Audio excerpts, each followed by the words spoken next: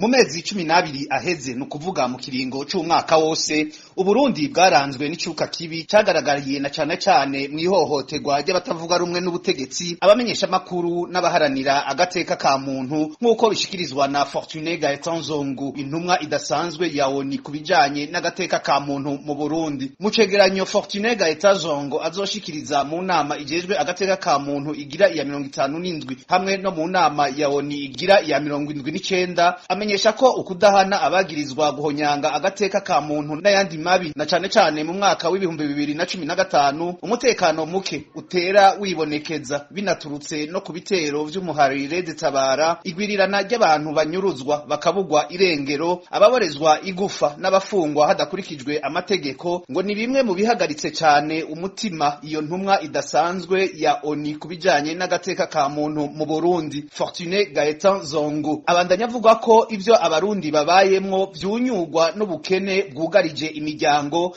iduga ry'ibiciro mu gihe ifaranga ry'u Burundi naryo riguma rita agaciro uko bukeye uko bwije gushika ku bice birenga 26 kwijana ikena ry'amafaranga y'agaciro mva makungu amakori y'umurengera hamwe n'ubushobozi buke bw'abanyagihugu bwo kwikenura aho ubukene bwiyongereye gushika kuri 50 kwijana. Aha intumwa idasanzwe ya ONU akanagaruka ku bukene bw'igitoro bwatse indaro mu Burundi ubw'amazi umuyaga nkuba n'ibindi vyankenerwa mu buzima bwa misi yose. Fortuné Gaetan Zongo arananegura ingene umugambi wo kunwanisha abarundi wanigiwe mu menshi ubukene bukiyongera mu banyagihugu mu gihe leta biboneka ko kuzamura ubutunzi vyayitaye ku amazi mu nzego zayo zose. Fortuné Gaetan Zongo ati ivyo vyose bigiye hamwe biranteye impungenge ko mu kiringo c'amatora ategekanywa mu mwaka uza w'ibihumbi 2025 ibintu bishobora kunyuka hakaduka imvururu amahoro n'umutekano bigahungabana ihonyangwa ry'agateka ka muntu rikiyongera ku rugero rudasanzwe. Iyo ntumwa idasanzwe ya ONU arangiza avuga ko ico cegeranyo ciwe